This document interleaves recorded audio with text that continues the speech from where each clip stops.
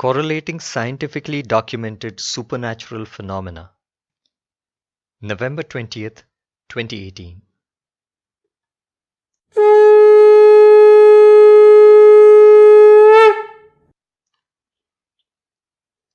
Swami replied, O learned and devoted servants of God, a number of cases of rebirth have been reported and are still being reported all over the world.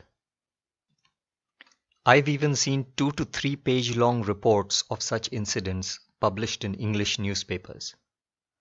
The instances clearly establish the concept of rebirth.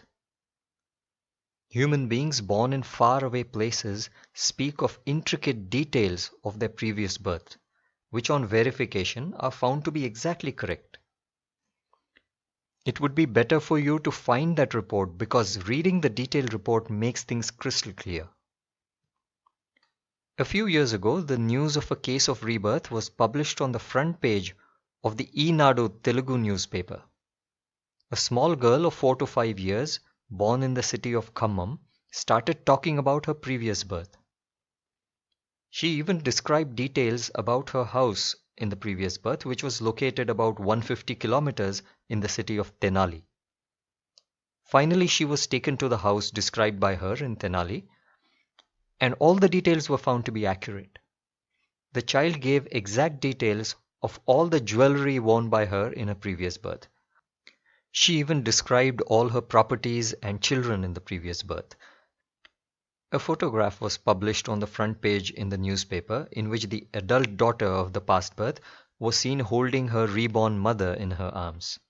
The headline read, "Daughter holding her mother in her arms." These examples are very, very concrete. The verified details are clearly related to the physical world, and there is no obscure point anywhere. Some people try to reject such examples as mere personal experiences of certain individuals. They try to explain away such cases as the mental imaginations or psychological disorders of those individuals. But these cases cannot be mere imaginations since they involve facts from the practical world which are fully verified. We can draw clear philosophical conclusions from such genuine cases of rebirth, just as we can draw clear scientific conclusions from experiments conducted in a laboratory. Near-death experiences yield uncertain conclusions. The concept of the individual soul leaving the physical body during death is a prerequisite for the rebirth of the soul. So when clear-cut evidence of rebirth exists in the form of practically verified cases of rebirth, the concept of the soul leaving the physical body during death is automatically established. Yet in the context of near-death experiences, researchers make doubtful conclusions based on the near-death experiences alone. When clear practical examples of rebirth are available, why should the doubtful observations and conclusions related to the near-death experiences be considered? Since the brain of the person is not in a good and stable condition during these rebirth experiences, the experiences of the person can always be doubted. If we limit ourselves only to these near-death experiences, it might not be possible to disprove the doubts using mere logic, since concrete facts might not be available. The researchers discussing the near-death experiences and drawing doubtful conclusions appears quite odd to me. They are like the person who has physically seen an elephant clearly with his own eyes in this very physical world, but who still doubts whether the animal that just walked by was an elephant or not. Later on, upon seeing the footprints of the elephant on the path, he finally decides that the animal was indeed an elephant. This is an example from Kalidas, who said, Yatha gajoneti samaksharupe. At least this person finally concluded that he had seen an elephant. But these researchers are still not able to reach a conclusion. They are limiting themselves only to these imaginary ideas based on the near-death experiences. As long as a person limits himself to his mental doubt or debate of whether or not the animal is an elephant, without considering concrete evidence, he can never reach a definite conclusion. He must accept the concrete evidence of physically seeing the elephant. Experience based on correct perception can be the authority. The experience of a person with a defect in his perception cannot be taken as the authority. Shankara has stated that a person having a defective eyesight, which causes him to see two moons in the sky, cannot be taken as the authority, even though experience is treated as the final authority. Netra taimirika doshasya dvichandra darshanavat. I am not saying that the reported experiences of those patients at the time of death are wrong. Their experiences are certainly in agreement with the independently established concept of rebirth. What I am saying is that there is no need to draw conclusions only based on the doubtful near-death experiences when concrete examples that are verified through practical experience are available separately. It would be better for the researchers to shift to the study of the concrete incidents of rebirth and draw clear conclusions. Miracles by human incarnations as evidence. Apart from these supernatural phenomena, we can also consider the miracles performed by human incarnations. Audio-visual recordings of miracles performed by the recent human incarnation of God Datta called Shri Satya Sai Baba exist today as a practical reference. They too can be taken as the concrete basis for drawing conclusions related to unverified hypotheses and doubts. The conclusions drawn by the researchers can be clearly verified by analyzing the clear concrete examples of rebirth along with the supporting concrete evidence in the form of the miracles performed by human incarnations. About consciousness outside the body. The conclusions such as consciousness extends outside the human being or that consciousness causes materialization must be carefully examined. At the time of death, the consciousness or awareness, which so far was confined to the body, leaves the body and goes outside. Hence, some people report these out-of-body experiences. It means that the awareness was not already existing outside the body. It certainly does not mean that the whole world is pervaded by awareness.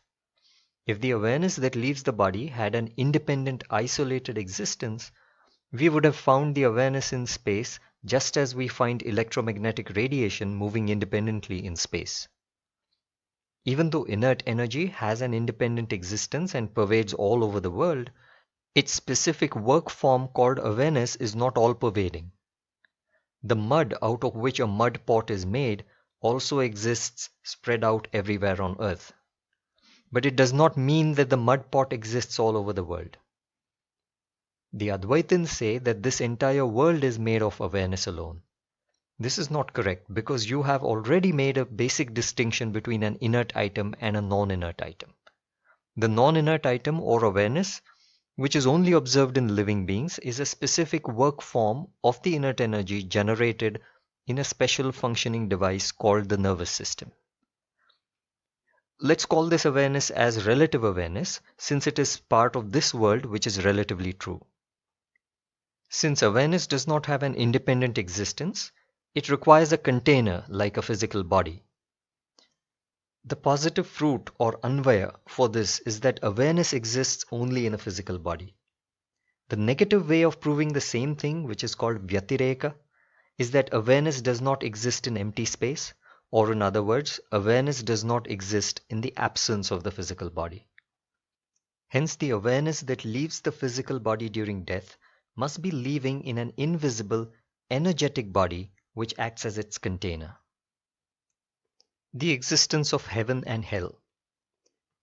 In rebirth cases, a time gap is observed between the date that a person dies and the date when the same soul takes a new birth. It means that the soul, along with its energetic body, must be spending that time somewhere in space. There are also several near-death experiences in which the person, after being revived, reports that two energetic forms had dragged his or her soul out of the body and had taken the soul to the upper energetic world called hell. These experiences are also true even though near-death experiences generally remain doubtful as explained earlier. The only reliable authority for the existence of hell and heaven is the preaching of the human incarnation of God. Miraculous materializations. Human incarnations perform miracles like the materialization of objects at will out of empty space. Such materialization miracles cannot be explained scientifically by saying that the human will or awareness, being inert energy essentially, gets converted into matter based on the principle of conversion of energy into matter. Although the conversion of energy into matter is generally agreeable, it cannot explain this miracle. We find that only a specific human being who is known to be an incarnation of God can do this miracle. Ordinary human beings are unable to perform it. It indicates that there must be some difference between the awareness of an ordinary human being and that of a human incarnation of God. The relative awareness of a human being requires basic inert energy along with a material nervous system. The human incarnation also possesses that relative awareness, but his awareness must have some additional unimaginable factor which allows him to perform the miracle of materialization at will. Due to the presence of that additional unimaginable factor, we say that the relative awareness of the human incarnation becomes unimaginable awareness. It is acceptable to call that additional unimaginable factor as unimaginable awareness, since no matter how many unimaginable items we define, they all ultimately become one. When an item is basically said to be unimaginable, it is meaningless to say whether it is one or two. If you can count two different unimaginable items, that is, they are countable, then they are not unimaginable at all. Thus, the conclusion is that the unimaginable awareness alone can be the cause of the miracle, not the relative awareness existing in every human being. The human incarnation, who possesses that unimaginable factor, performs miracles which are beyond the capacity of human beings. The mechanism of power behind the miracles is also beyond our imagination.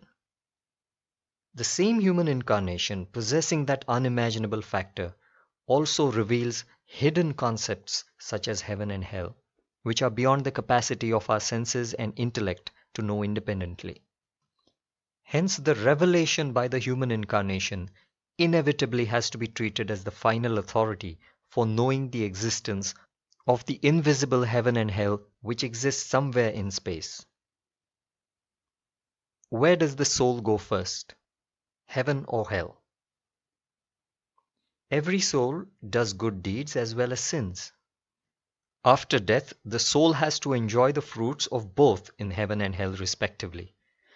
Between the soul's merit and sin, the soul is first sent to enjoy the lesser of the two. In the Mahabharata, Dharmaraj found that the evil Kauravas who had earned very little merit in their lives on earth had gone to heaven first. They were enjoying that little merit in heaven for a short while before being sent to hell for a very long time. On the other hand, the righteous Pandavas, who were the brothers of Dharmaraja, were first sent to hell since their sins were few. After suffering in hell for a short while, they would be sent to heaven to enjoy for a long time. Revelation is the authority for the unimaginable domain. The concept of the existence of the unimaginable domain is established through unimaginable miracles which are practically experienced. The human incarnation, possessing that unimaginable power, must then be taken as the final authority for knowing at least those concepts that are related to the unimaginable domain. His revelation must be kept above science, which is the study of the imaginable domain or creation alone. Science can be considered as a true authority in the imaginable domain due to its perfect analysis that follows imaginable logic and experience. But just because it has this merit, there is no way that it can enter the unimaginable domain by any way.